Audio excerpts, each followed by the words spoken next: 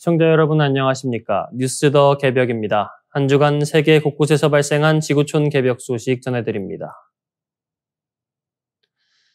기후변화로 바닷속 이산화탄소 농도가 높아지면서 바다의 최상위 포식자인 상어가 생존을 위협받고 있습니다.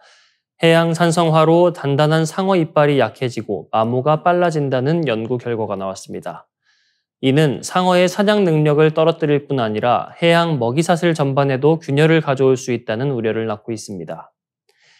독일 하인리히 하이네대 연구진은 해양 산성화가 심화될수록 상어 이빨 손상이 뚜렷해진다는 사실을 확인했다고 밝혔습니다. 바닷물은 원래 약알칼리성이지만 대기 중 이산화탄소가 흡수되면 수소이온 농도가 낮아져 산성화가 진행됩니다. 산업화 이전 평균 pH는 8.2였으나 현재는 8.1로 떨어졌습니다. 이는 산성도가 약 26% 높아진 것이며 2300년에는 7.3까지 떨어져 지금보다 약 10배 더 강한 산성 환경이 될 것으로 예측됩니다.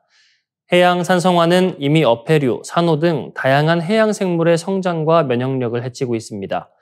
연구진은 흑 지느러미 상어가 자연적으로 떨어뜨린 이빨 600여 개를 모아 현재 해수와 미래 산성화된 조건의 해수의 8주간 담과 비교했습니다. 그 결과 산성 환경에서는 치근, 톱니구조, 치관 등 이빨 전반에서 균열과 구멍, 뿌리 부식이 두드러졌습니다. 표면이 불규칙해지고 뿌리가 약해져 쉽게 부러질 수 있는 상태였습니다. 특히 흑 지느러미 상어는 호흡을 위해 입을 벌리고 헤엄을 쳐야 하므로 이빨이 항상 바닷물에 노출되어 있습니다. 산성화가 심화되면 상어의 주된 사냥 도구인 이빨이 빠르게 닳고 약해질 수밖에 없습니다. 다만 이번 연구는 살아있는 상어가 아닌 이미 떨어진 이빨을 대상으로 했기 때문에 실제 상어가 손상된 이빨을 다시 단단하게 만드는 재광화 과정을 직접 반영하지는 못했습니다. 그러나 연구진은 산성 환경에서 재광화에도 더 많은 에너지가 소모돼 상어 생존에 부담을 줄 수 있다고 지적했습니다. 세바스티안 프라우네 교수는 상어 이빨 부식은 먹이 포획 능력과 에너지 섭취를 떨어뜨려 결국 개체군 적응도와 생존율에 변화를 일으킬 것이라며 기후변화는 개별 종을 넘어 먹이 사슬과 생태계 전체에 연쇄적 영향을 미칠 수 있다고 경고했습니다. 일본이 빚의 무게에 크게 흔들리고 있습니다. 내년에 일본 정부가 국채이자로만 약 123조 원을 내야 할 것으로 예상되는데 이는 올해보다 24% 늘어난 역대 최대치입니다.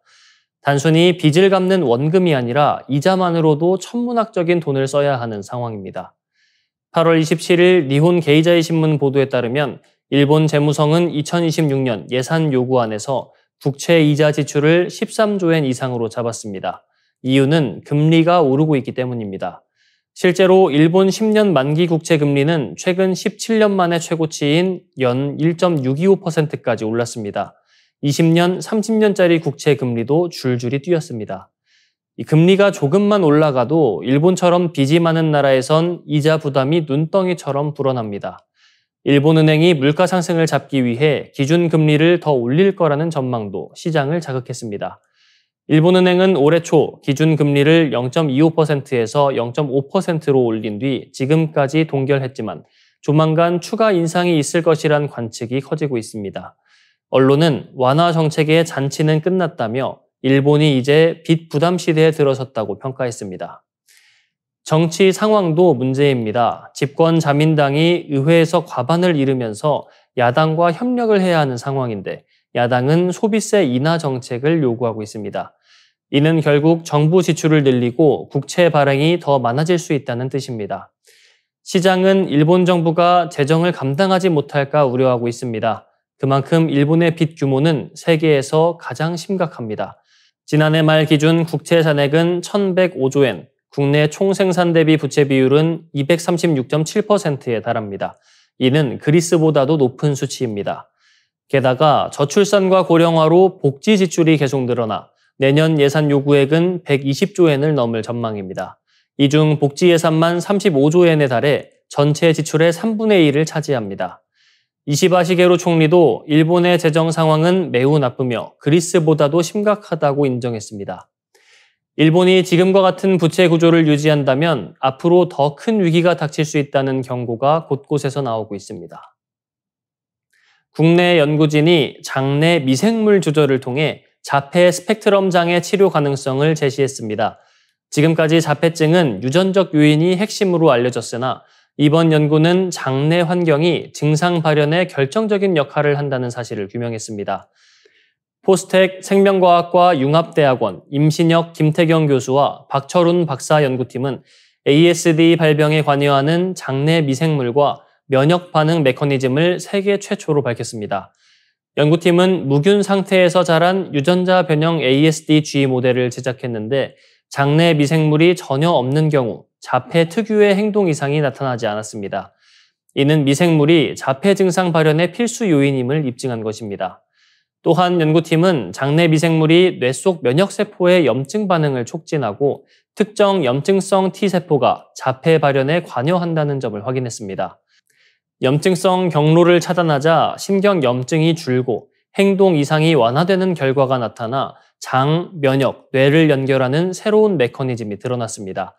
세부 분석 결과 장내 미생물이 신경 전달 물질인 글루타메이트와 가바의 균형을 변화시켜 뇌 기능에 영향을 주는 사실도 밝혀졌습니다.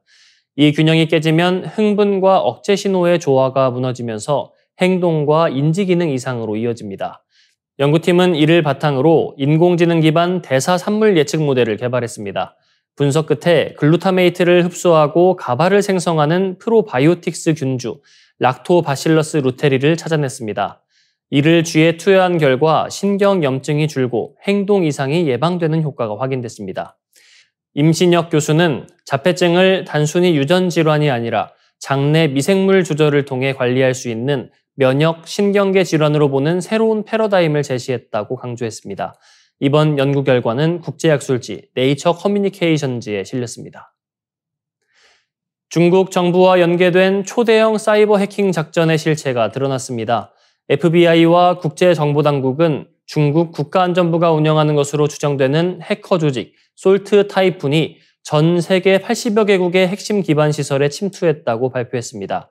이번 사건은 단순한 해킹을 넘어 국가 안보 차원의 중대한 위협으로 평가되고 있습니다.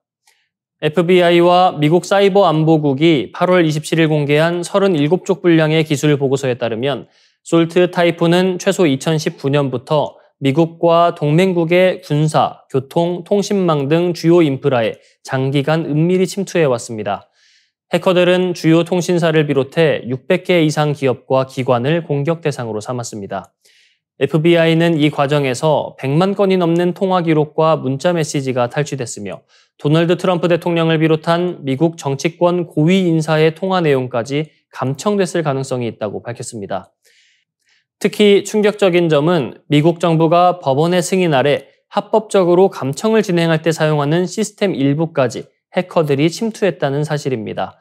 이는 감청 기록과 실제 통신 데이터가 결합될 경우 중국 측이 정교하고 입체적인 정보 분석을 할 수 있다는 점에서 안보 비상사태에 준하는 심각성을 띱니다.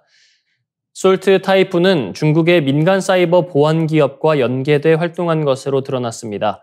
이들 기업은 인민해방군과 국가안전부의 제품과 서비스를 납품하며 사실상 국가 차원의 해킹 작전에 동참했습니다. 해킹 방식은 최신 공개 취약점을 집중적으로 악용하는 전략이었습니다. 잘 알려진 보안 결함을 효율적으로 활용해 네트워크 백본 라우터의 펌웨어를 변조, 장기적인 은닉 권한을 확보했습니다.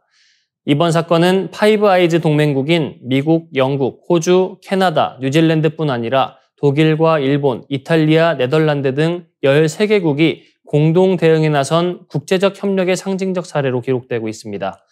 영국 NCSC 관계자는 중국 내 상업체들이 국가의 지휘 아래 전 세계를 무차별적으로 공격하고 있다며 강하게 비판했습니다. FBI는 이번 사건을 역사상 가장 광범위한 사이버 첩보 작전 중 하나라고 규정하며 모든 기업과 기관에 긴급 점검과 보안 패치를 권고했습니다.